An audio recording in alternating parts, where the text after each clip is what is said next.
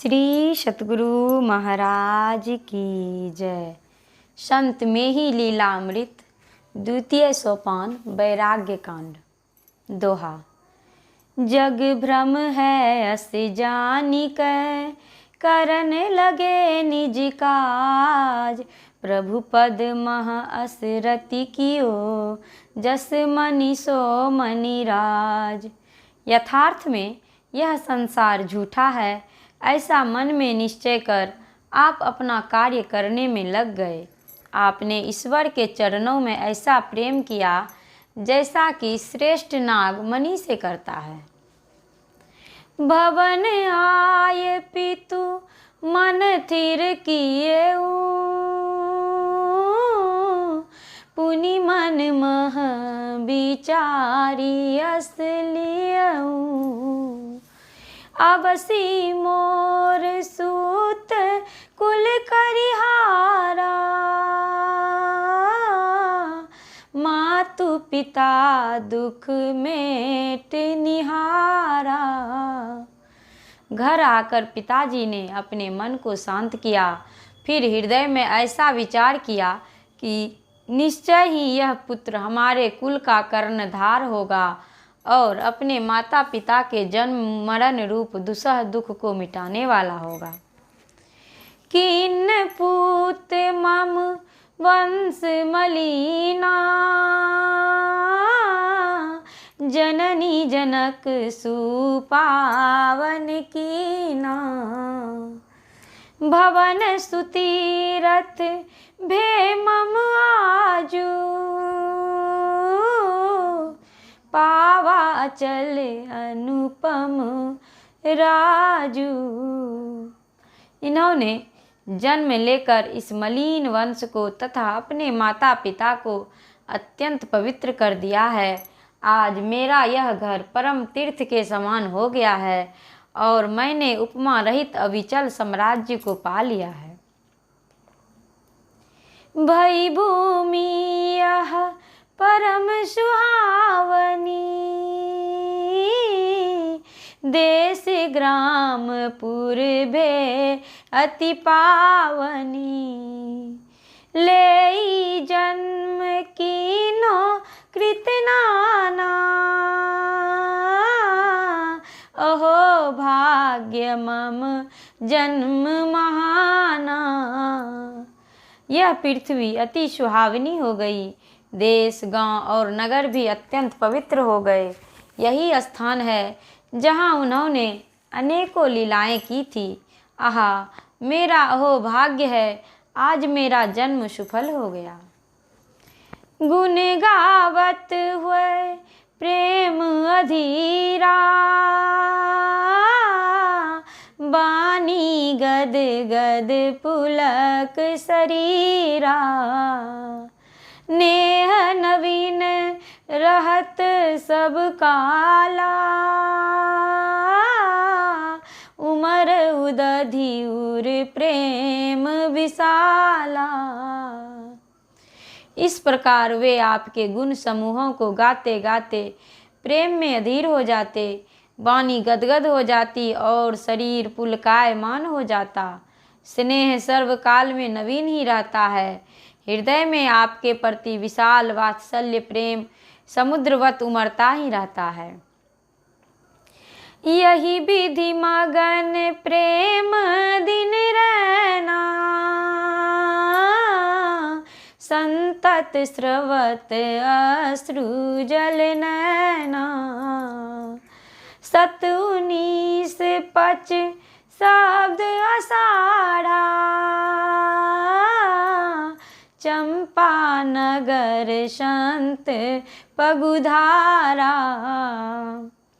इस प्रकार दिन रात प्रेम में मगन रहते और सर्वदा आँखों से अश्रु जल बहाते रहते।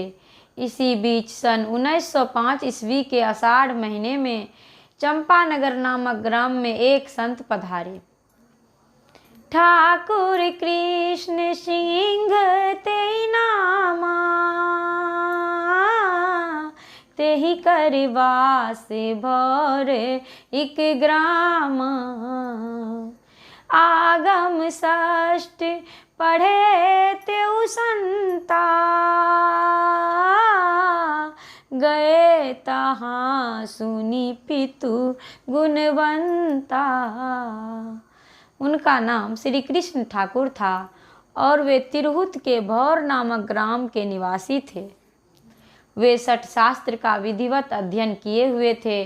उनका आगमन सुनकर आपके गुणवान पिताजी वहां गए। दर्शन करी उर ताप मिटाए, पुनः आप ढिग पत्र उठाए। चंपा नगर ग्राम शुभ न्यारे, तहाँ विज्ञायिक संत पधारे। उनका दर्शन कर अपने हृदय की व्यथा को मिटाया। फिर आपके पास एक पत्र भेजा कि चंपा नगर नामक सुंदर ग्राम में एक विद्वान संत पधारे हैं। करहूँ आय दर्शन तुम ताता, मैं तुव संग चलऊँ मन राता। पाई पत्र गुरु आय सुलीने, पितु समास खत उत्तर दीने। हे पुत्र, इस महात्मा का आकर तुम दर्शन करो, मैं भी प्रेम पूर्वक तुम्हारे साथ वहाँ चलूँगा। आपको वह पत्र प्राप्त हुआ, उसे पढ़ पुनः गुरु से आदेश लेकर संक्षेप में पत्रोत्तर लिख दिया। निश्चय जाऊँ रजाय सुमानी, नहीं कछु संत दरस महुहानी। गमन करऊँ अस तिथि महादेवा, देहूँ आय शुभ दर्शन सेवा। आपकी आज्ञा अनुसार संत दर्शनार्थ मैं अवश्य जाऊंगा, क्योंकि साधु संत के दर्शन से कुछ हानि नहीं होती है। मैं इस तिथि को यहाँ से प्रस्थान करूँगा। आप भी वहाँ आकर मुझे अपने दर्शन सेवा का लाभ प्रदान करें। शुभ दिन आई दरस दो कीना, पाय रजाय सुआसन लीना। तेहि डिग को विद रहे घनेरे, लगे सिखावन ज्ञान बरेरे। एक शुभ दिन पाकर दोनों ने महात्मा जी के दर्शन किए। फिर उनके आदेशानुसार सामने ही आसन ग्रहण किया। संत जी के पास बहुत से पंडित लोग भी बैठे हुए थे। वे लोग आपके पिताजी के साथ साधु वेश में देखकर ज्ञानोपदेश देने लगे। लीनो वशनि अति कैसही, क्या त्रिविध ऋणहु तीर्ण भय। यही के बिना गृह त्यागहूँ, सो नहीं हुए जब अगछय। है वचन मुनि प्रमाण यह नहीं, स्वर्ग महतुब थल मिल नहीं। किन्ह यह करनी बलो अस, कहत कोविद मुख हिले। तुमने सन्यासियों का बाना धारण तो अवश्य किया है, परंतु क्या देव ऋण, पितृ ऋण और ऋषि ऋण, इन तीनों ऋण से उत्तीर्ण हो गए हो? यदि नहीं हो तो केवल घर त्यागने मात्र से तुम्हारा पाप नष्ट नहीं होगा। मनुस्मृति का प्रमाण वचन है कि उक्त तीनों ऋणों को चुकाए बिना संन्यास धारण करने से स्वर्ग में जगह नहीं मिलती, अर्थात तुम्हें स्वर्ग में जगह नहीं मिलेगी। तुमने यह कार्य अच्छा नहीं किया। पंडितों ने मुख को हिलाते हुए इस प्रकार आपसे कहा। श्री सतगुरु महाराज की जय।